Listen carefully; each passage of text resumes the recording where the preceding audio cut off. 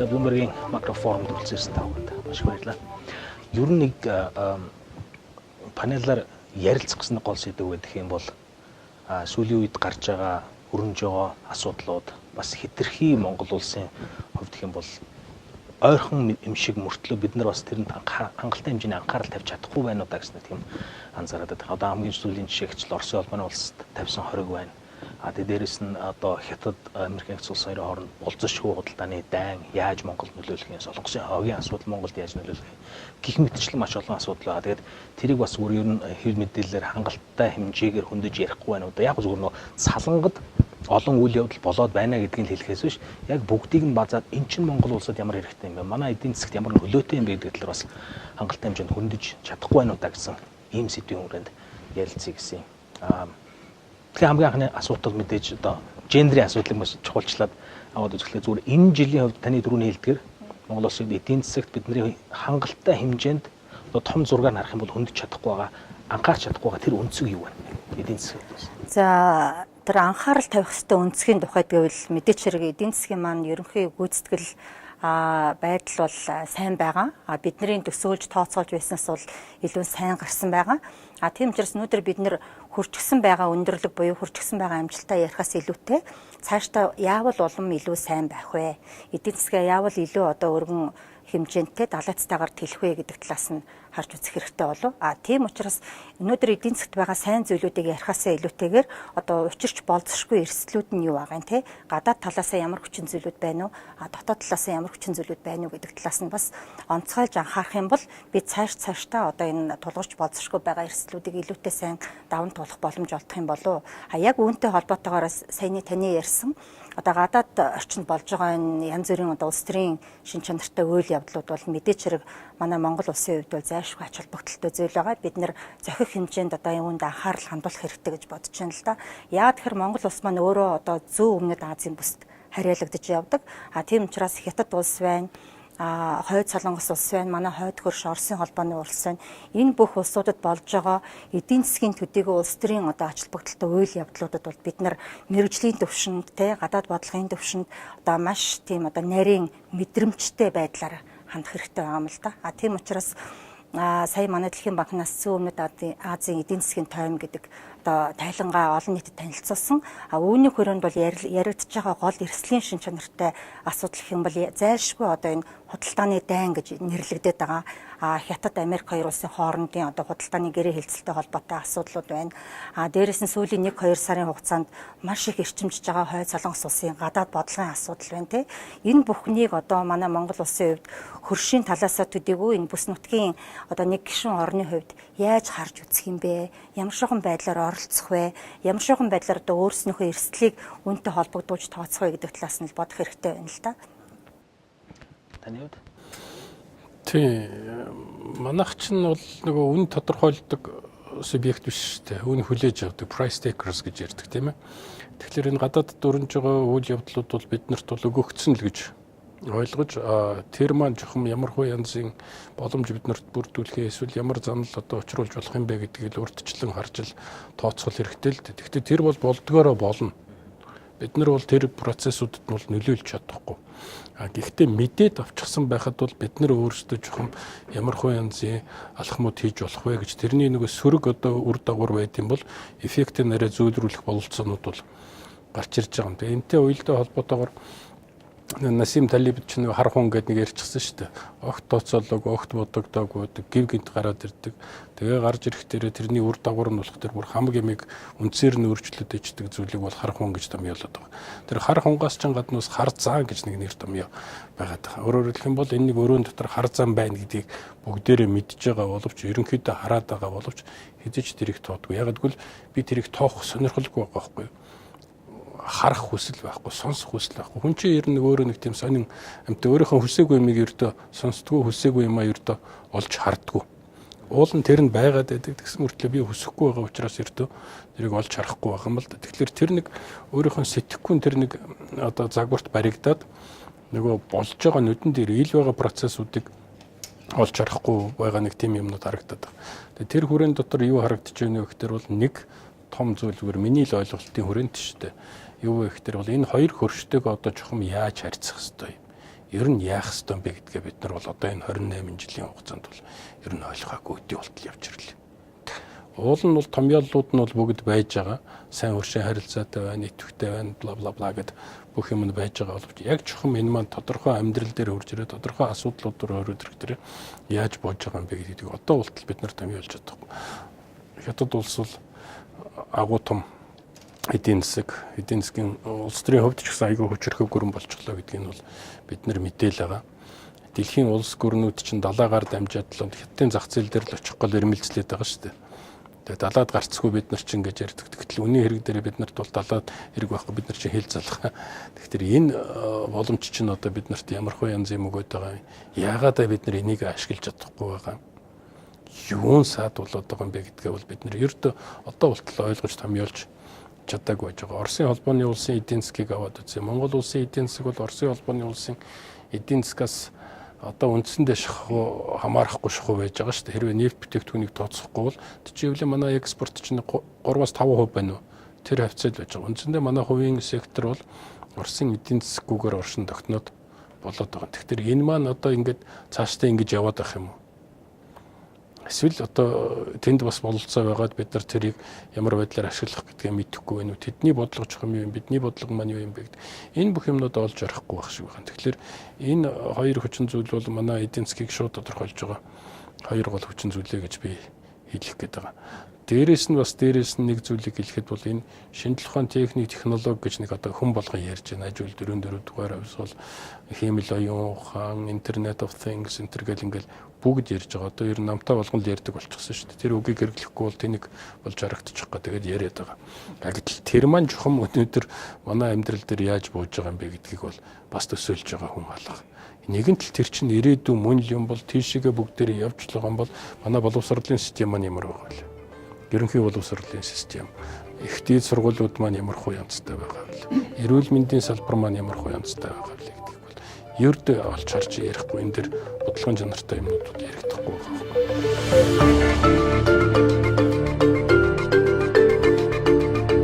Эдийн засгийн бүх байдлыг ингээ харахаар макро эдийн засгийнхаа бодлогыг томьёолоод байна. Тэгээд томьёолж гаргаж ирчээд тэрийг яг хэрэгжүүлэх процессаа бүрэн гүйцэтгэх ерөөсөө юм.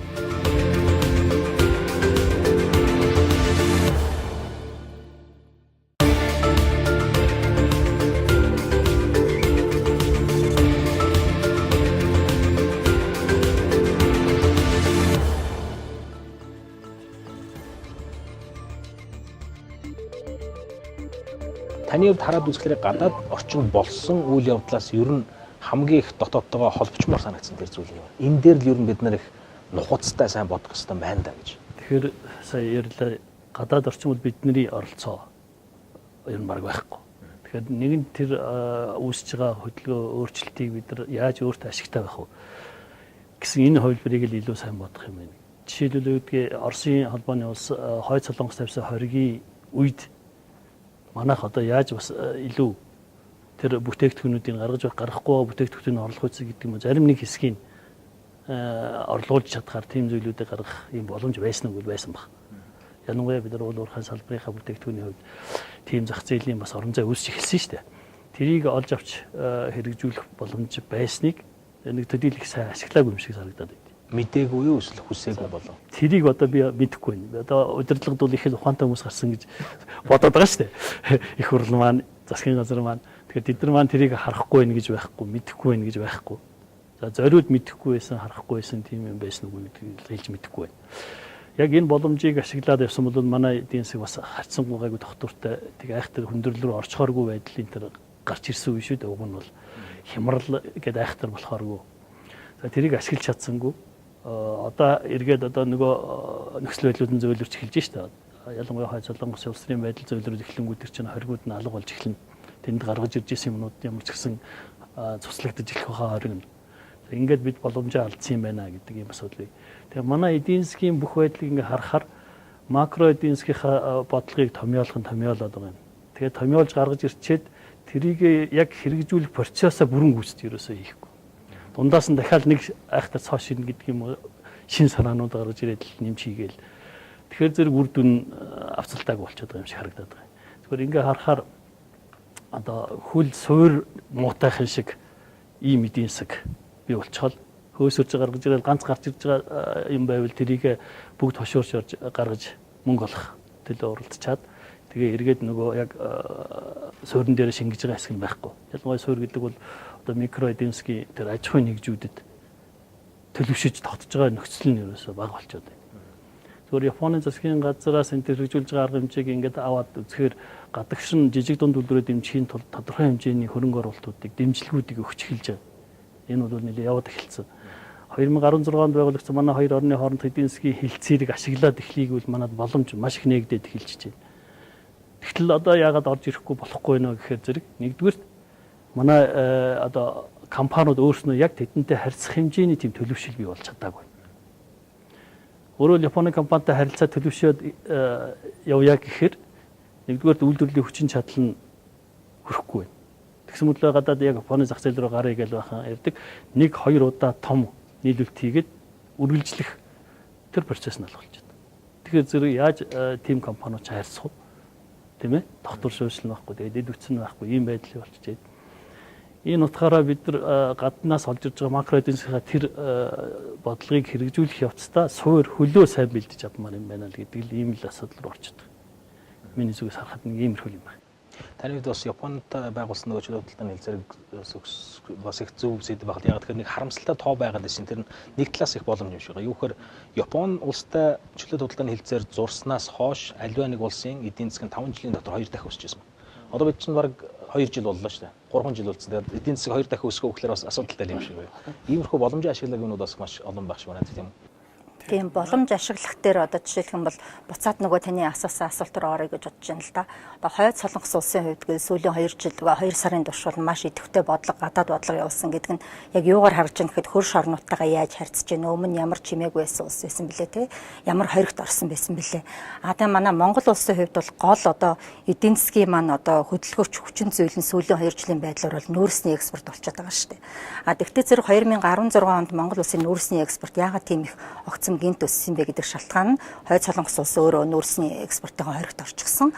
Тэрийг нь одоо манай улс бол тэр боломжийг яг ашиглаж яриа хэлцээрийн төвшөнд бас тий манай Монгол улсаас ахиухан одоо нүүрс аваач гэсэн яриа хэлцээрийг бол нэлээд гайгүй хийгээд ингээ явж исэн. Тэгтээ зэрэг 2017 оны эдийн засгийн өсөлтийг ингээ хараад үзэх юм бол мэдээч хэрэг бидний төсөөлж яснаас илүү 5.1% өсөлт үзүүлсэн ч гэсэн тэрэн дотор эзэлж байгаа нүүрсний экспортын хувь хэмжээ 2016 оныхоо эзэлж хэмжээнээс бол багасчихсан, буурчихсан байна.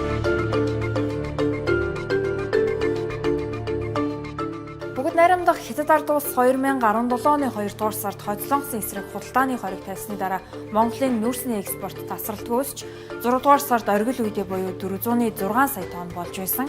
Гэхдээ энэхүү өсөлт нь 7 дугаар сараас эхлэн буурсан байгаа. Харин он гарснаас хойш буюу Монгол Хятад хоёр улсын засгийн газрын төлөөллийн уулзалтын дараа байдал иргэн сайжирч энэ оны 3 дугаар сард нүүрсний экспорт өмнөх сарынхаас 68% нэмэгдэж 3.2 сая тонн болсон байна. Хойд солонгос бол Хятадын нүүрсний гол нийлүүлэгчдийн нэг байгаа. Тэгэхээр 2018 он гарснаас хойш бол хойд солонгосын гадаад бодлогод нэлээд өөрчлөлт орж Ким Чен Ун өмнө солонгосын ерөнхийлөгч Мун Чжэ-интэй биечлэн уулзаж хэлэлцээ хийсэн.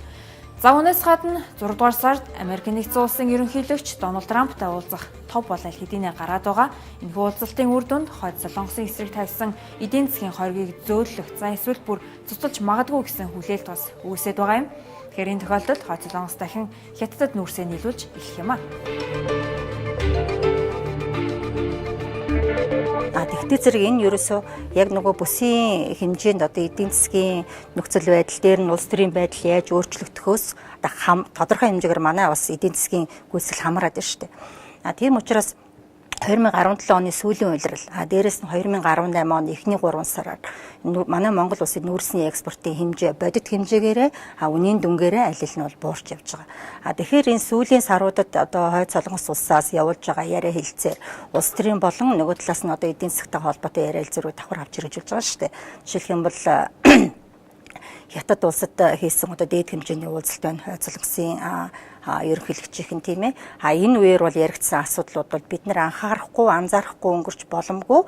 Одоо ялангуяа тухайн улсын өөрийнхөө дотоодын эдийн засгийн чадамжаа сайжруулах, Хятад улстай эдийн засгийнхаа харилцаа холбоогоо тэлэх энэ чиглэлийн яриа хэлцээрүүд дотор бол одоо бидний яриад байгаа болгоомжлоод байгаа тийм нүүрсний экспортын асуудал бол орчихсон л явж байгаа. Тийм учраас бид нар бас энийг хэдийгээр манай одоо гадаад нөхцөл байдалтай ерөнхийдөө уялдахгүй ч гэсэн эдийн засгийн маань чадамж өнөөдөр Монгол улсыг бол сулхан байгаа. Хэдийгээр сэргэлтэн сайн байгаа ч гэсэн чадамж маань одоо түрүү хэлсэн тийм ээ баад суур хөл муутай байна гэх тийм.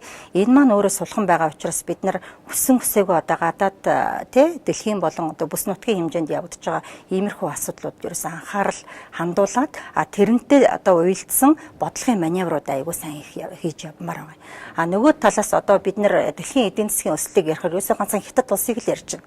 Тэг Хятад улсын өсөлт одоо 6% болж буурлаа гэхэд дэлхийн өсөлт яаж саарах уу? Бүс нутгийн өсөлт яаж саарах уу? Одоо ийм л юм ярьж штэ ерөөс. Дэлхийн өсөлтгээд ярихаар хуучин бид нар бол одоо Англи, Япон, Америк улсыг ярьдаг. Өнөөдөр ганцхан Хятадыг л ярьж байна.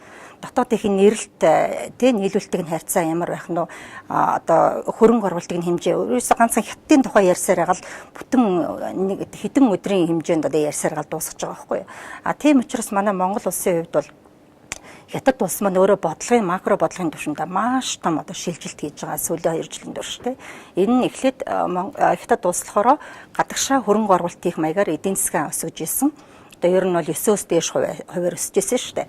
Одоо ингээд 6% буугаад ирсэн тохиолдол ямар бүтцийн өөрчлөлт явуулж байгаа гэхдээ зэрэг гадагшаа хөрөнгө оруулалт хийж эдийн засгаа өсгөх биш дотоодынхоо хэрэглийг одоо consumption гэж бид ярьдаг тийм. Дотоодынхоо хэрэглийг тэлэх, дэмжих маягаар эдийн засгаа өсгөнө гэдэг ингээд суур бодлогоо өөрчилж байгаа байхгүй юу. Үүнтэйгээ уялдуулаад дотоодынхоо хэрэглийг яаж өсгөн гэхдээ зэрэг өсөлтийн чанар юу вэ? Одоо бид нэр inclusive гэл тийм. Хүртээмжтэй байх талаас яах юм? Өсөлт маань чанартай байна уу? Хүн төртөмжтэй байна уу? Нөгөө талаас дотооддоо одоо бүх төрлийн аж ахуйн нэгжүүдтэй гаргаж байгаа одоо зээлийнхээ тэлэлтийг одоо хумих, зээлийн өсөлтөө бууруулах гэдэг юм уу. Ийм одоо яг нөгөө нэг дотоодын хэрэглээг дэмжих гэдэг дотроо бодлогын маневрууд нь иймэрхүү байдлаар болоод ирж байгаа. Тийм учраас яг үүнийг дагаад хэрвээ Хятад улс өөрийнх нь дотоодын хэрэглээг хумчих юм бол энэ нь одоо бидний хувьд түүхийн эдээ экспортлж амьдарч байгаа Монгол улсын хувьд одоо ямар шухан үр нөлөө үзүүлэх нь вэ гэдэг бид нар бас нарийн одоо яг таг тооцохгүй ч гэсэн бэлтгэлтэй тий. Хэрвээ одоо бодлогын шийдвэр гаргахаар бол хуулбартаагаар одоо гарах ч юм уу иймэрхүү төрлийн бэлтгэлтэй байх хэрэгтэй байна л да. Дээрэс нь Америкийн нэгдсэн улс одоо шинэ ерөнхийлөгчтэй болсноос хойш одоо цоошин бодлого явуулж эхэлж байна. Дотоодынхаа зах зээлийг хамгаалах буюу одоо дэлхийн одоо эдийн засгийн нэр томьёонд protectionist одоо бодлого баримталж эхэллээ гэж одоо их яриад байгаа тий. Үүнээсээ болоод ялангуяа дэлхийн номер 2 эдийн засаг болж байгаа Хятад улсын эдийн засагтай худалдааны энэ хоёр улсын хоорондын худалдааны гэрээ хэлэлцээрүүдийг эргэж харах тий. Америкийн нэгдсэн улс өнгөрсөн 20-30 жилд одоо Хятад улстай хийсэн худалдааны гэрээ хэлэлцээрүүдэд хожигдсон юм уу, хожигдсон юм уу тий. Энэ талаасаа одоо илүүтэй асуудлуудыг авч үзэж байгаа энэ тохиолдолд бидний төвшөнд бол манай Монгол улсын төвшөнд те хөрш орнуудтайгаа бүсийн төвшөнд одоо интеграцчлалд ороход те ямар шухан байдлаар одоо өөрснийхөө бодлогын хувилбаруудыг эдийн засгийнхаа одоо удаан хугацаанд хүрэхээр зорж байгаа тэр одоо зорилтуудыг тодорхойлох вэ гэдгийг бас сайтар нэгтлэх хэрэгтэй болов гэж бодож байна.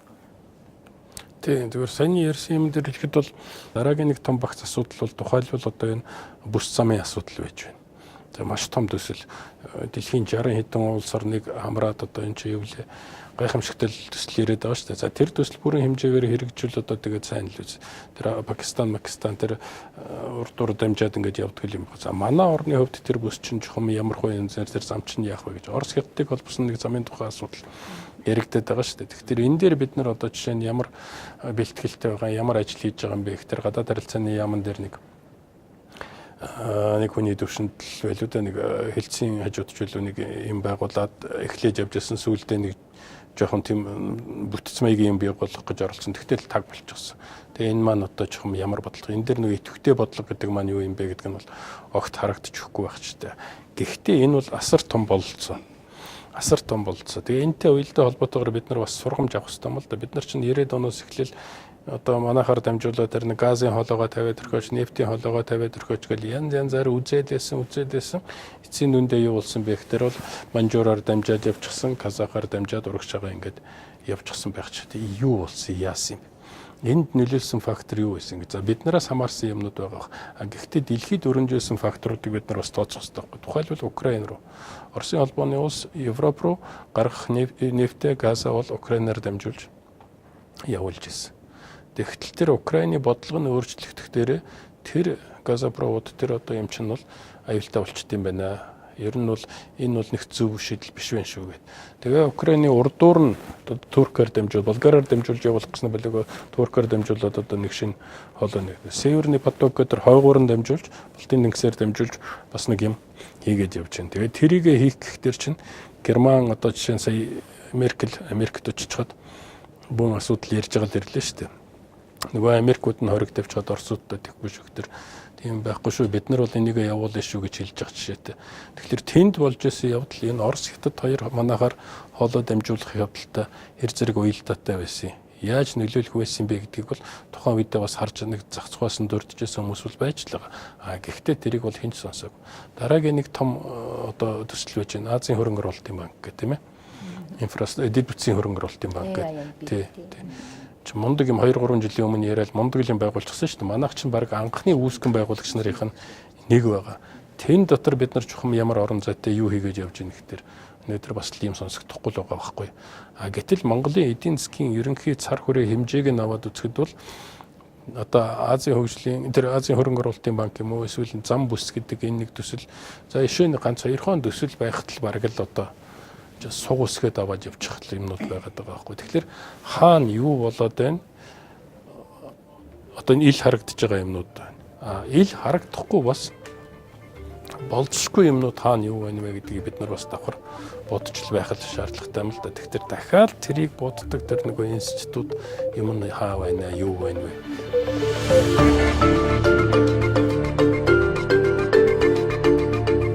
Хүний аль нэгэн санааг бол төрийн бодлогын төвшөнд авч үзээ, тэрийг хэрэгжүүлнэ гэдэг бол ерөнхийдөө нөгөө нэг чигээрээ явж байгаа бодлогын хэрэгжилтэндээ дотоод талаасаа одоо учруулж байгаа хамгийн том эрсдэл болж харагддаг байна.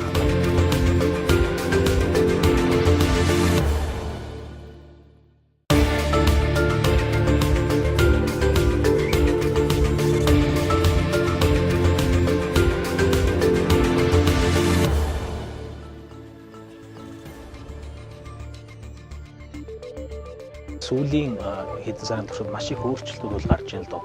За хүн болгон одоо надаас асуухгүй. Гэхдээ миний харж байгаа бол Франц, Америк хоёр бол хамгийн их нөлөөтэй харагдаж байгаа байхгүй. Яагаад тэгэхээр хүн болгон л одоо Макроны гарч ирэнгүүт нь нэг поп залуул гараад ирчлээ гэж харж байгаа. Трампыг гараад ирэнгүүт нь бас нэг поп залууч байхдаа поп нөхөрл гараад ирчлээ гэж харж байгаа. Тэгэнгүүт сүүлийн нөгөө эцсийн үр дүнгийг хараад үзэхлээр Америкийн нэгдсэн улсад ажилгүйд л буурсан байна. Эдийн засаг нь одоо Америкийн нэгдсэн улсын эдийн засаг жилд 3% хүрхүүгүй юу гэдэг асуудал ярьж байна. Энэ бол асар том далаацтай юм болж ирж байгаа. Тэгээд нөгөө улс төрийн зөв сонсогдох байдлыг л ерөөсө таягдаад хайцсан юм шүү. Тэгээд нэг талаасаа яг поп гэж шүмжилж болно. Нөгөө талаасаа тэгт яг бизнесийн гаралтай улс төрчид бас их нэлээд одоо үнэхээр прагматик шийдвэрүүд гаргаад байгаа юм шүү. Макроныг хараад үзэхлээр одоо юу ч үгүй эхлээд Францын зүрх сэтгэлийг авч ирсэн байр суурийг Европын холбоон дотор одоо тамгалж хайж байгаа бол одоо эргээд дэлхийн бүс нутгийн хэмжээнд авч үзэж байна шүү дээ. Ингээ хараад үзэхлээр үнэхээр бас нэг тийм нэг асуудал гарч иж байгаа. Хэр зэрэг удаан үргэлжлэх энэ процесс. Би бол хэлж мэдэхгүй шүү дээ. Магадгүй 50 60 100 жил үргэлжлэж магадгүй. Магадгүй жилийн дараач зогсчих болно шүү дээ. Тэгвэл одоо чинь Трампын явуулаад байгаа тэр протекционист бодлого гэдэг чинь бол зөвхөн тэр Трампын хүрээнд Америкийн нэгдсэн улсын хүрээнд биш бусад улс орнууд руу халдварлаад эхэлж байгаа байхгүй. Ер нь л тэр дэх илүү дутуу юм яриха бодё. Амиа бодороо гэдэгтэй адилхан бид нар ер нь амиа бодё. Тэр глобал эдийн засаг бла бла энэ төр тэр олон юм хамаа байхгүй. Бид нар протекционист бодлого. Тэгээ тэр чинь эцсийн дүндээ юу болж хувирж байгаа нөхдөр бол үндэсний үйлдвэрлэлээ дэмжиж гэсний гой нэр томьёо юм шиг боловч сүүлдээ ер нь гадны ямиг оруулахгүй шүү. Гадны ямиг бол хаан шүү. Ер нь тэгээд одоо орж ирээд хамаг ямиг авчих гээд байна эдэр гэсэн тиймэрхүү юм руу ороод ингээд халдварлаад явчихж байгаа байхгүй. Гэтэл улс орны нөхцөл байдлууд чинь ондоо шүү дээ. Манайх хөгжлийн ямар төвшөнд байгаа вэ? Бидний шийдэх гээд байгаа зорилтууд чинь юу вүлээ гэдэг нэг ондоо асуудал. Америкийн шийдэх гээд байгаа асуудал чинь шал ондоо асуудал. Америкийн худалдааны баланс бол хэрвээ би андуураг бол Хятад Америк руу чинь бараг 500-аад тэрбум долларын экспорт хийгээд Америкаас наашаа орж ирдэг нь бараг 6-7 байлууд байсан. Биш 100 хэд байсан баг. Тэгээд асар том зөрүүтэй байсан баг. 200-300 тэрбум долларын зөрүүтэй дисбалансын тухай ярьж байхад бол тэр чинь нэг асуудал яригдана. Манайх шиг орны хувьд бол чухам юу ярих хэвээр юм бэ гэдэг. Тэгээ эн чинь дахиад юунд хүргэж болох вэ гэдгийг л анализ хийх хэрэгтэй байхгүй. Энэ дээр тулгуурлаж нэг жоохон мэдлэг боловсрол дээр тулгуурлаж төрийн шийдвэрийг л гаргах хэрэгтэй байна. Хятад улсын Америкийн нэгдсэн улстай хийсэн худалдааны тэнцэлд 2017 онд 13% өссөн байгаа. Ингэснээр 288 тэрбум $. Төрсөн. Харин нөгөө талаасаа Америкийн нэгдсэн улс бол Хятадтай хийсэн худалдаанаас 375 тэрбум $-ын алгаглалыг хүлээж байна. Тэгэхээр энэ талаар бол статистикийн товчоонд мэдээлсэн. Харин Монгол улсын гадаад худалдааны нийт бар арилтыг харах юм бол 2018 онд бол 26% өснөөр 2.6 тэрбум $. Төрсөн үзүүлэлттэй байгаа. Энэ нь бол $537 өссөн үзүүлэлт болж байсан. Тэгэхээр энэ үзүүлэлтийг хэрвээ залаад харах юм бол Хятадаас бид $359 сая $-ын бараа бүтээгдэхүүнийг импортлсон. Харин Америк нэгдсэн улсаас $43 сая $-ын бол бараа бүтээгдэхүүнийг импортлсон байгаа. Харин экспортын үзүүлэлтийг харах юм бол 18 оны эхний 3 сард Монгол улс өмнөд хөштөө 1.3 тэрбум $-аар үнэлэгдэх бүтээгдэхүүнийг нийлүүлсэн байгаа. Харин нөгөө талдаа Америкийн үзүүлэлтийг харах юм бол ердөө 1.2 сая $-ын бүтээгдэхүүнийг Монголоос Америк нэгдсэн улсад нийлүүлжээ.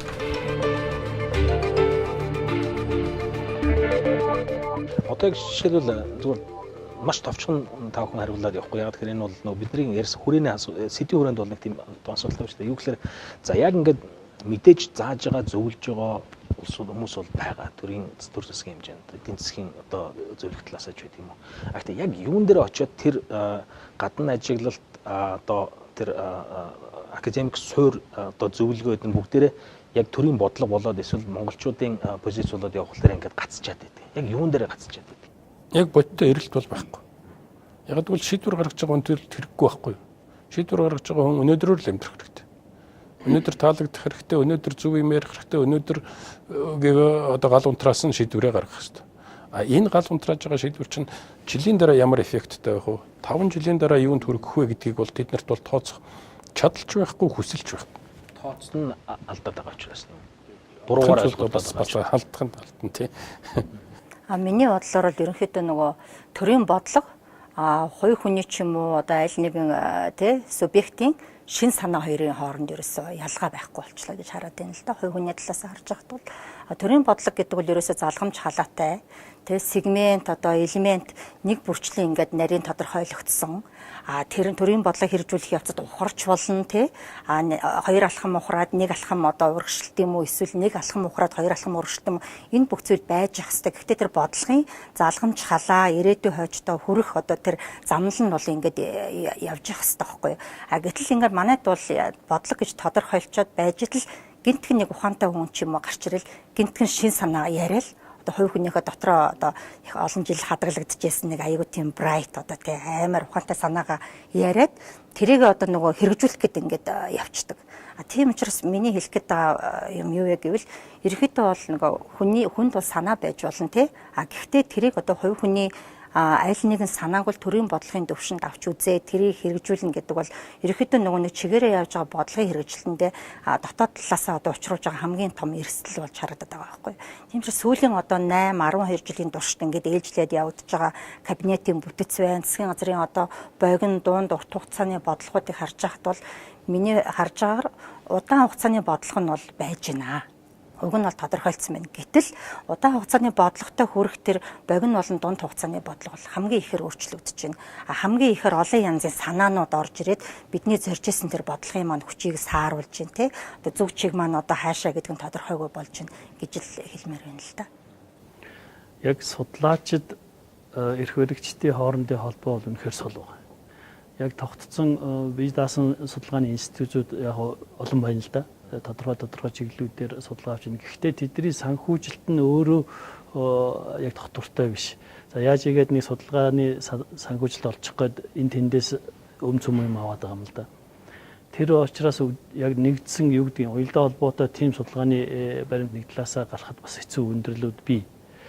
Гарцсан судалгааг яг төр засагт ашиглаж байгаа тэр байдал нь бас өөрөө сул. Яг тэгэхээр түрүүний хэлсэн энэ бодлогын нөгөө өөрчлөлттэй холбоотойгоор өмнө нь нэг хүн одоо захиалцсан байсан судалгааг дараа нь өөрчлөгдсөн хүн хэрэггүй болгож байна. Өөрөөр хэлбэл тэрийг авч хэрэглэхгүй болчихж байна гэсэн. Тэгэхээр өөр нөгөө хийсэн судалгаагаа үнэлүүлэх одоо хэрэгжүүлэх тэр процесс нь алга болчиход ингээд замхраад байна гэсэн юм байдал харагдаж байгаа. Бидний жишээн төрөхөд л одоо яг тодорхой юу гэдгийг эдийн засгийн бизнесийн нөхцөл байдлын талаар судалгаач гэдэг юм уу, хэрэглэгчдийн судалгаач гэдэг юм уу, нэг ийм судалгаануудыг бол тусдаа хийгээд яваад болж байна.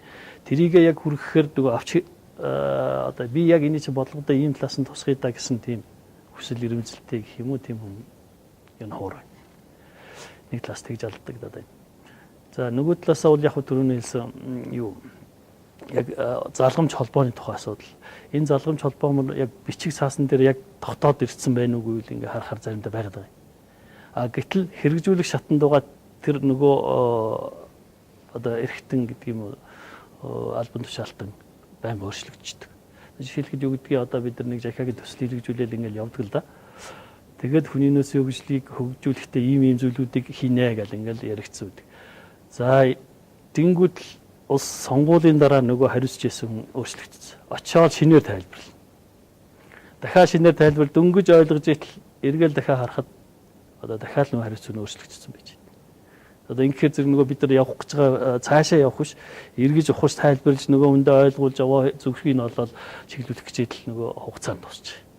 Нэг ийм нөхцөл байдлаас болоод судалгаа хэрэгжүүлэх эрх мэдэл хоёрын хоорондын холбоо юу алдагдаад цаашаа явахгүй дороо яваад байна. Яг энийг харахаар ажил хийсэн үгэл хийгээд байна. Яг урагшаа бүтээлтэй юм хийж өгөхөр байхгүй болж байна. Ийм л тогтолцоотой болчиход урагшаа явахгүй наа гэж харагдаад байна.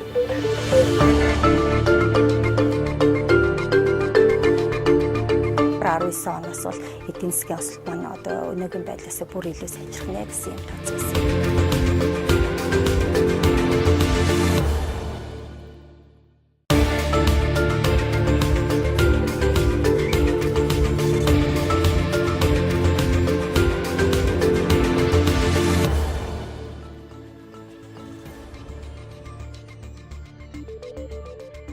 Бодиттой тоонуудыг бас яриад үзье л да. Энэ жилийн үед бол эдийн засгийн 5% өсөлт гэж байгаа. Энэ маань чухам нэгдүгээр за Дэлхийн банк маань нөгөө сонгогдох гэдэг тийм дарамтнаас ангид учраас хамгийн зөв ажиглалтыг хэлэх л байх л да. Тэгэхээр энэ өсөлт маань үнэхээр эдийн засгийн зөв бодлогоос байв уу эсвэл ердөө л түүхийн эдийн үн сайн байснаас болов хоошид ер нь яах юм бол энэ жилийн үед. Яг өнгөрсөн 2017 оны 5.1% өсөлт бол бидний өмнө одоо тооцоолж ирсэнээс л өндөр гарсан. Энэ хоёр хүчин зүйлээс шалтгаалсан. Эхнийх нь болохоор мэдээж хэрэг түүхийн үед буюу одоо нүүрсний экспортын өсөлт байлаа. Хоёр дахь нь бол мэдээж хэрэг 2016 оны одоо 8-9 сараас ахуулаад одоо засгийн газар маань нэлээд тийм хатуу одоо тийм макро эдийн засгаа докторжуулах тийм бодлого авч хэрэгжүүлсэн байгаа шүү дээ. Макро эдийн засгийн дээр докторжуулах бодлогын хүрээд төсөв мөнгөний талаас нь тийм мөнгөний бодлого гэхэд бол ерөнхийдөө зээл олголт ямар шухан байла тийм ээ төсвөөс гадуурх одоо зарцуулалтууд төсвийн зарцуулалтууд ямар шухан байсан гэдэг талаас нь анхаарсан жаахан мөнгөний бодлого хатууруулсан ийм бодлого явуулсан бол төсөв талаасаа бол хэрэгжүүлж байгаа тэрхүү хатуу мөнгөний бодлогыг дэмжсэн тийм бодлого явуулсан тэрний үр дүнд ч бас тодорхой хэмжээгээр одоо зардал нэлээд хэмжээгээр одоо хасагдах танагдах тий орлого бол мэдээч хэрэг гадаад энэ нүүрсний экспортын орлоготойгоо уялдаад бидний одоо тооцоолж ирсэнс өндөр орж ирсэн. Тийм учраас энэ хоёрын одоо яг нөгөө уулзж байгаа цэг нь төсвийн алдагдал гэж байгаа шүү дээ.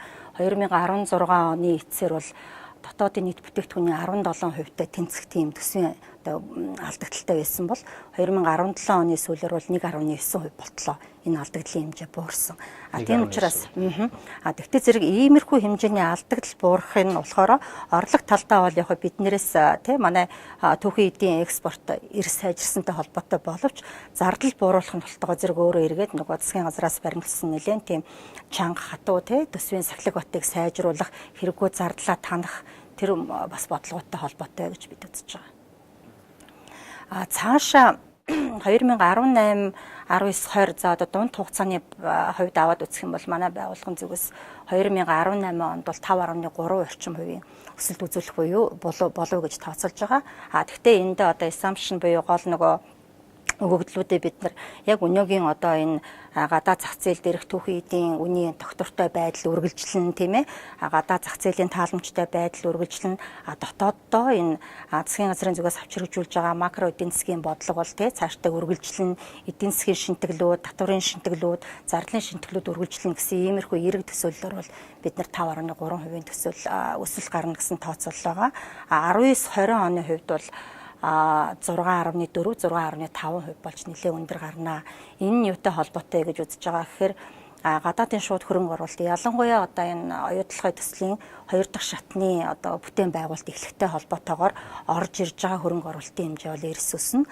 Тэгээ 2020 оноос эхлээд 2 дахь шатны бүтээн байгуулалтын одоо жинхэнэ үйлдвэрлэлийнх нь одоо ажил эхэлнэ гэж тооцсон байгаа учраас энэ бүхэнтэй холбоотойгоор 19 оноос бол эдийн засгийн өсөлт маань одоо өнөөгийн байдлаас бүр илүү сайжрах нэ гэсэн юм тооцсон байсан.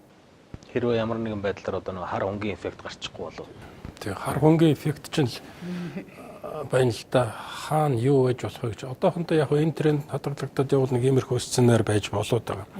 Гэхдээ бас нөгөө мэдэхгүй бид нар анзаарахгүй байгаа эсвэл харж байгаа мөртлөө тоохгүй байгаа ч юм уу нэг тийм юмнууд байх шиг байна. Саяхан тэр худалдаа ажилтнуудын танхимаас нөгөө нэг топ 100 аж ахуйн нэгж тодруулсан тийм ээ. 142 мянган аж ахуйн нэгж байгаагаас үйл ажиллагаа явуулж байгаа нэг 70 мянга байгаа. За тэр 70 мянгаас нэг 100-г тодруулаад аваад үзэхдээ тэр 100 дотроос эхний 17-нд байсан баха нийт төсвийн бүрдүүлэлтийн 50 гаруй хувийг өгчөж байгаа байхгүй юу.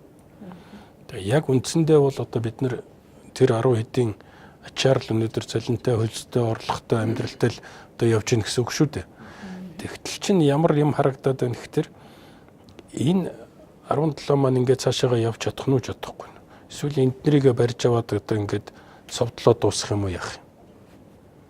Бүүм мэд байгаа байхгүй юу. Нэг нэгээр нь барьж аваад л одоо нүдэдэж шүү дээ ер нь бол.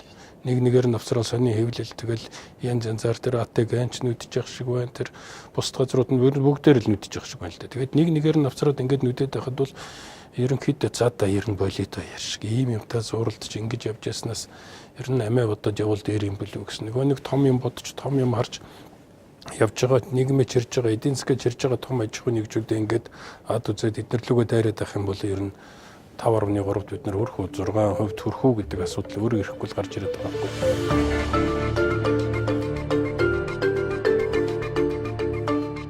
Монгол улсын топ 100 аж ахуйн нэгжийн орлого 2017 оны байдлаар 25.5 их 80 төгрөгт хүрч дотоодын нийт бүтээгдэхүүний 93.9%-ийг бүрдүүлж байна. За энэ нь өнгөрсөн оны мууийнхээс 20 гаруй хувиар нэмэгдсэн үзүүлэлт болж байгаа юм. За мөн топ 100 аж ахуйн нэгжийн төлсөн татвар өнгөрсөн онд 3.2 их 80 төгрөгт хүрсэн нь Монгол улсын нийт татварын орлогын 50.5%-ийг бол дангаараа бүрдүүлж байгаа юм. За эдгээр компани 76 мянган хүний ажлын байрыг бий болгосон. За харин дэлхийн эдийн засгийн форумоос гаргадаг өрсөлдөх чадварын тайлангаас харахад Монгол улсын бизнес эрхлэгчдэд тулгамдж буй гол асуудлуудыг засгийн газрын тогтворгүй байдал, санхүүжилт авах боломж болон за гадаад валютын зохицуулалт, бодлогын тогтворгүй байдал, төрийн суртал гэсэн үзүүлэлтүүд хэрэгжүүлсэн байна. Тэр нөгөө хар хөнгөн эффект гэдэг чинь надад л бодогдоод байна л да. Яачих бол гэж. Одоохондоо бол ингээд нэг дээр эн чинь сүүлдээ ингээд нөгөө нийлэх дээр тоон чанар чилжих дээр ямар ч одоо үр дагавар төрөх юм байгаа. Их л төгшөөртэй харагдаад байгаа байхгүй. Тэгэхээр төр засгаас бизнес рүүгээ явуулж байгаа бодлого чинь ердөө хоёр уншигдмааргүй байна.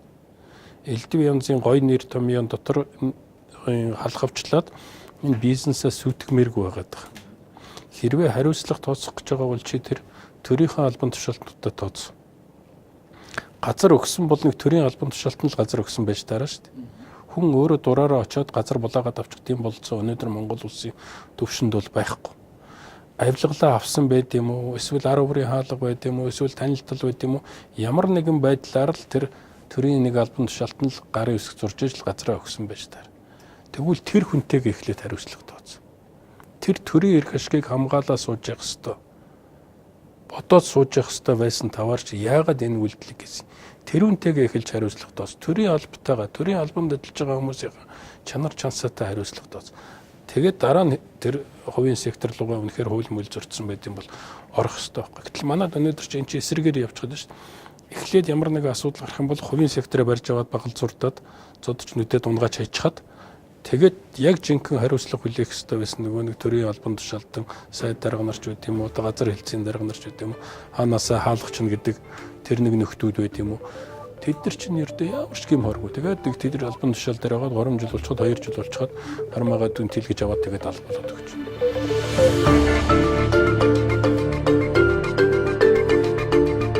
Шууд нөлөөллийн араас гадна дам нөлөөллийн ерөөсөө тооцохгүйгээр эрс шууд шийдвэр гаргаж ирж байна.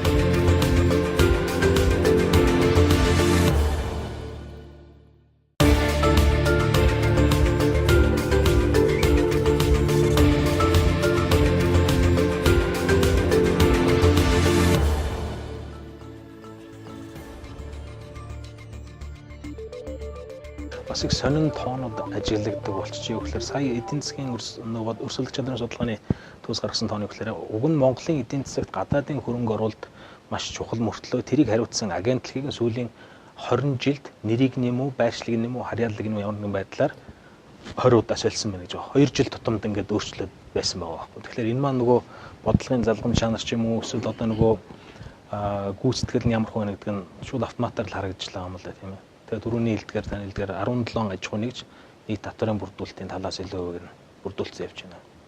Тэгээд түрүүн даваад орчин хэлээдсэн нэг айгүй чухал санаа байгаа байхгүй. Энэ нэг бидний яг өнөөдөр байгаа орчин чинь ямар вэ гэж бид нар айгүй динамик бүх юмыг өөрчилж штэ. Тэгээ юм хийгвэл дандаа шинэ юм хийхтэй. Шинэ юм гаргаж ирж ингээд нэг зүтгээд урагшаага явах хэрэгтэй. Гэтэл эрх зүйн зохицуулалтууд маань бол дандаа өнгөрсөн цаг дээр тулгуурлаж хийгдсэн зохицуулалтууд. Тэгэхээр шинэ юм хийж байгаа, шинийг санаачилж байгаа, урагшаага тэмүүлж байгаа хүн бол тодорхойлолтоор форхтон болж хувирчих гэдэг. Хуулийн зохицуулалтын төр бол ер нь байнга өөрчлөгдөд. Ялангуяа гадны хүмүүсийн хэлээд яриад байгаа юм чинь танах юу гэдэг нь татварын хэмжээ нь өндөр гэж хэлэхгүй. Гэхдээ орчин тогтворгүй байна гэдэг асуудал яриад байгаа байхгүй. Тэгэхээр хизээ 10% байснаа 20% болохыг бол хэлж мэдтэггүй. Тэгэхээр зэрэг бизнесийн эрхэлж байгаа хүмүүсийн хувьд бол энэ ерөөсөө таашгүй тим ирээдүй харагдаад бизнес тогтвортой явна гэдэг нөхцөл байхгүй болчихно гэсэн үг тийм. За 16 17 оны тэр төсвийн хэмнэлт гарсан гэдэг бол яг хуу нэг талаас харахад их сайн юм шиг харагдаж байгаа. Яг хаана очиж хэрэг хасагдсан гэхээр мэдээж орон нутгуудад явах тэр хөрөнгө оруулалтын задлуудыг эрс хассан. Ингэж иж нөгөө төсвийн хэмнэлт гарсан гэж яриад байгаа. Энэ бол тэгэхээр эргээд нөгөө орон нутгийн хөгжилдөө сөрөг нөлөө үзүүлсэн юм бас дам нөлөө байна шүү дээ. Шууд нөлөөлийн араас гадна дам нөлөөлийн ерөөсөө тооцохгүйгээр эрс шууд шийдвэр гаргаж ирж байгаа. За тэгэхээр 17 онд өсөлтөд гарчлаа. Эргээд тэр хөрөнгө оруулалт чинь уг нь хэдэн жилийн дараа өргөшгөө өссөн гэдэг тооцооллыг нь хийцсэн байж идэг.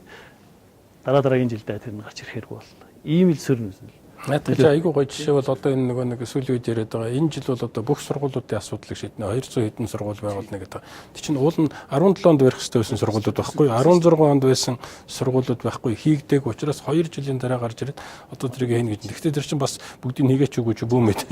Гэхдээ нөгөө яста нөгөө дам нөлөө эерэг дайвар нөлөө байдаг байсан бол тэр чинь 2 жилийн өмнө хийгээд явсан юмны чинь дайвар нөлөө хязээ гарч явах уу? Одоо хийж байгаа юмны дайвар нөлөө хязээ гарч ирэх үү? Тэр чинь шал ондоо болж байна. Ийм л бодлогын юм гараад бас нөлөөлөд байна л гэж л харагдаад байна л да. Тэгээд дээр нь одоо юу гэдгийг дэлхийн эдийн засгийн өсөлтийг ярихаар л хятадын өсөлтийг ярьж байгаатай адилхан юм шиг тий. Монголын эдийн засгийн өсөлт ярихаар л нэг хэдэн түүхийн эдийн экспорт яриад одоо хэдэн жилийн үүрэг үзлээ шүү дээ бид нар чинь. Одоо зэсэн экспортлог нь, нүүрсний экспортлог нь тий. Арай жоохон бас өөр юм ярмаар шүү дээ. Нэгсэндээ эдийн засгаа нөгөө төрөлжүүлнэ диверсификац гэж яриад байгаа шүү дээ тийм ээ.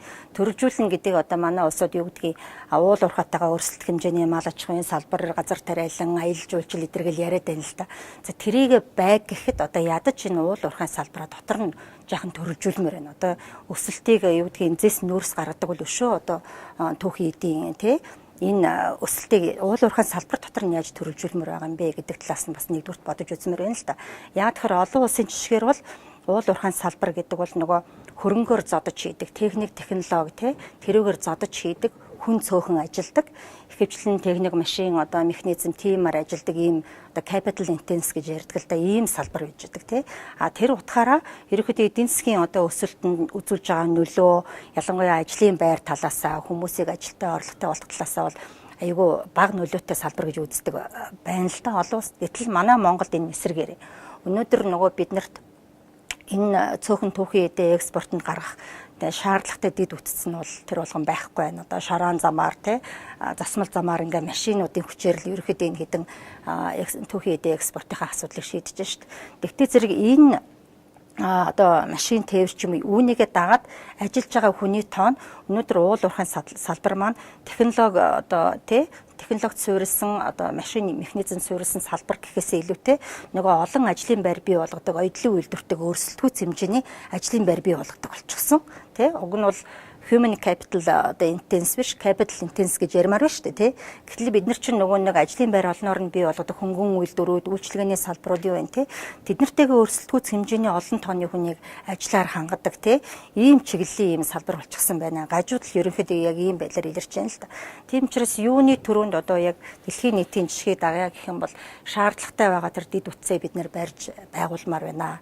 Тэгжээж тэндээс одоо суларсан хүмүүс маань өшөө тэр ажил олноор нь бий болгодог салбаруудад ажиллах тэр ажиллах хүч бол сулармаар байна гэж хэлмээр байна. Хоёрдугаарт нь эдийн засгаа төрөлжүүлэх гэдэг дотроо бид нар одоо хүнээ чадахжуулах боловсролтой хүндээ хөрөнгө оруулалтыг асуудлыг бүр номер 1 жинхэнэ утгаар нь одоо энэ юуг төрөлждөг хиймээр байгаа. Яагаад тэгэхээр боловсролтой хүн бол ер нь цаашдаа ингээ асуудлыг ойлгох бүтээлч байдлаар хандах асуудлын сөрөг давуу талыг харах хооронд нь одоо трейд оф нь юу юм одоо яг энэний бидэнд хэрэгтэй хэрэггүй тал юу юм яаж маневрлах уу яаж одоо тооцоо судалгаанд үндэслэж шийдвэр гарах вэ энэ бүх талыг хүмүүст олгодог учраас бид нар хэрвээ эдийн засгаа төрөлжүүлъя л гэж байгаа юм бол одоо юуны төрөнд л хүндээ хөрөнгө оруулалт хийх боловсролтой хөрөнгө оруулалт хийх ийм л шаардлага тулгарч байна да.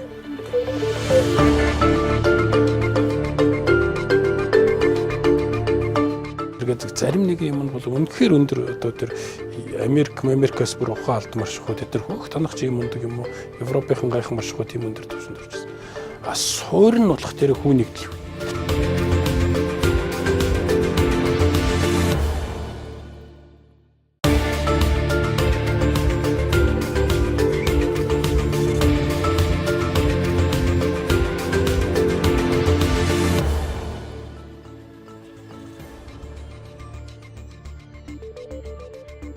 Одоо эдийн засгийн хүндрэхин ирээ ер нь нөгөө хамгийн мэдлэг боловсралтай эсгүүд нь гадагшаага гардаг хүмүүс л одоо хамгийн сүүлдээ мэдээгээр багш нар нь өмнө Солонгос руу очиж цагийн ажлыг дуусгаж байгаа шүү. Харлаад эхэлсэн байна гэдэг шүү дээ. Хоёр суугаад өгш харсан байна гэсэн. Энэ муу мөнгө сайн мөнгийг шахна гэдэг хуульч шүү дээ. Солонгосууд бол яг л том хөрөнгө оруулалтууд л аваад байгаа юм байна шүү дээ. Тэр чинь дээд боловсралтай маш шилдэг боловсон хүч. Тий. Чин тэднийг боловсруулна, сургана гэж ямар ч зардал байхгүй сурчсан, туршлагачсан, ур чадвартай болчихсон бэлэн юмнуудыг аваад байгаа байхгүй. Тэгэхээр бид нар чинь бас дахиад нэг тиймэрхүү бодлого явуулах ихтэй гаднаас хүн урж ирэх гээд байна. Гадныхаа орж ирээд хамаг юмыг авчиж ин гээл ингээл нэг өрөөл оцсон хашгираал тэрийгээ дагаж намряал. Тэгээ үнэхээр тэр хэрэгтэй юмнуудаа бол яаж чадахгүй. Бид зүгээр дотроо бас түрүүний тэр нэг хар хүн хар зан гэдэг хүрээнд дотор бол ярихад бол яг зүгээр одоо бодъё тийм ээ бид нар гайгүй эдийн засгтаа боллоо эрчимтэй хөгжөөд явлаа гэж бодох юм бол манай ажил хүчний хэрэглэлт хэрэгцээ бол хангалтгүй шүү дээ. Тэгэхээр бид нар зайлшгүй гаднаас ажиллах хүч аавна. Гаднаас ажиллах хүч нь одоо ч гэсэн уже зарим газар нь бол аваад гэсэн гэрээ үйлчлэгч нар энэ төргээд янз юмнууд үүсэн. Зүгээр эдийн засаг ингээд бүхэлдээ өргөн фронтоор өсөд ирэхэд бол бид нарт бол асар их хэмжээний ажиллах хүч хэрэгтэй болно. Одоо Кувейт, Катар шиг тийм ээ өөрсдөө 600-700 мянган хүн мөртлөө ажиллах хүч нь 3 сая хүн гаднаас авчихсан байдагтай адилхан нэг тиймэрхүү юмнууд манад бол яг тэр феномен орж ирэх байхгүй юу. Үнэхээр гайхамшигтай хөгжих юм бол. Тэгээ тийм тохиолдолд бид нар яах вэ? Нэг бол хөгжлийнхаа хурдыг зогсоох хэрэгтэй, тэр гайхамшигтай хөгжихөө болох хэрэгтэй. Энд чинь зөвмөр өөрсдөө байж гэж. Үнэхээр гайхамшигтай хөгжих бол ажил хүчээ бид нар хаанаас авах юм? Туркээс авах юм уу? Киргизээс авах юм уу? Казакодоос авах юм уу? Эсвэл одоо урдаас авах юм уу? Филиппин, Таиландаас авах юм уу? Айгүй бол тэр солонгосуудыг чинь ажиллах хүч болгож оруулж ирэх юм уу яах? Тэг чи одоо гошоо бодож явах хэрэгтэй асуудал байгаа болчиход байна. Ерөөсөө манай Монгол яг одоо таны хэлсэн бол яг ороод ирсэн байгаа байхгүй юу? Жишээлбэл 2011-12 онд манай эдийн засаг бүүн болж исэн үед гэхэд барилгын компаниуд дандаа хойд солонгосоос ажилчид авчирдаг. Ноолуурын үйлдвэрүүд, ноолын үйлдвэрүүд ажилчид байхгүй өөр ханаас авчрах уу тий? Дандаа өөр Монголоос хойд солонгосоос эдгээр ажилчтай авчирч ирсэн баг. Яагаад гэхээр ерөөсөө бид нар чинь цөөхүүлээ хөнгөн зовлон гэчиг одоо яг амсаж ийн л да. Эдийн засгийн аягүй их тэлээ, аягүй өндөр өсрөнгөө өсрэлт одоо өсрэлт хөгжил гаргая гэвэл биднэрт хүн хэрэгтэй байгаа байхгүй юу? Тийм учраас одоо яг таны хэлсэнчлэн ажиллах хүчийг бид нар хаанаас авах вэ? Авчил таараа тий. Өнөөдөр өндөр өсөлт гаргаж байгаа Хятад улсыг хар, Энэтхэг Вьетнамыг хар байсан хүний хүчээр тий түүнийгээ одоо ухаалаг технологитой хослуулад ер нь бол хүний хүчээр зодчил одоо эдийн засгийг бол өсгөж шүү дээ. Тэгэхээр наадах чинь бас нэг сонин парадокс гарч байгаа. Манай нийгэм гэх юм уу, эдийн засаг гэх юм уу, зарим нэгэн юмд бүр өндөр хөгжилтэй орны төвшин гэх байдаг байхгүй юу? Одоо боловсролын төвшин ч гэдэг юм уу, эсвэл одоо тэр эрүүл мэндийн даатгалын тогтолцоо ч гэдэг юу, эрүүл мэндийн салбарч гэдэг юм уу, тэргээд зарим нэгэн юмд бол үнэхээр өндөр одоо тэр Америкаас бүр ухаан алдмарших уу, тэр хөөх танах ч юм ундаг юм уу, Европын гайхан марших уу тийм өндөр төвшөнд орчихсон. Суур нь болох тэр хүн нэгдэл. Тэгээд тэр хоёр чинь хоорондоо нэг авцалдчихгүй айгүй зовлонтой болчиход байна л да. Ялангуяа эдийн засгийн суурь бол айгүй хоцрогдсон суурь шүү дээ. Өнөөдөр бас яриа сууж илүү гэхлээр нөгөө монголчууд чинь IQ-ийн хэмжээгээр дэлхийд топ 5-д орж байгаа. Нэг хүн нэг патентын хэмжээгээр бас топ 5-д орж байгаа. Маш их баялагтай. Тэгсэн мөртлөө одоо зүүрлээд хэлэх юм бол нөгөө нүрээ айгүй хөөрхөн мөртлөө нүрээ угаадаггүй. Айгүй биерхүү мундаг чадaltaй мөртлөө дандаа хүн дээрлэхүүлж яадаг нэг тийм л хөвгчл харагдаад байх шиг байна. Гэхдээ яг мэдээж бүх юм саарл бараан гэж яах вэ? Эдийн засгийн ямар ч байсан өсч байна. Эргээд энэ маань одоо 3 жил 5 жилийн дараагаар бас нэг яриа суухад нэг ийм үе байсан шүү. Одоо ч бас тэр үед бас л аимшигтай байсан. Бас л гоё болсон л доо тэрний дараа ч нэг тийм хэлбэр ярианы ихэнд болоос л гэж бодож байна. Тэрүүнд бол эргэлзэхгүй байгаа шүү дээ. Тэрүүнд бол огт эргэлзэхгүй байгаа. Яг нөгөө монгол хүний тарих тэр нэг чиний яриад байгаа IQ гэдэг юмд нь таарсан эдийн засаг чинь тун удахгүй ирнэ л дээ. Тийм учраас бол тэр гоё болно гэдэгт бол огт эргэлзэхгүй байна. Зүгээр тэрийг хүргэх арга замын жоохон тутуулгаад нэг тэр нэг зөв юм хийж байгаа хүмүүстэй гай тарьчихгүй хүн шиг саад болчихгүй байгаасаа гэж дүрцэскээс үсэхгүй шүү дээ.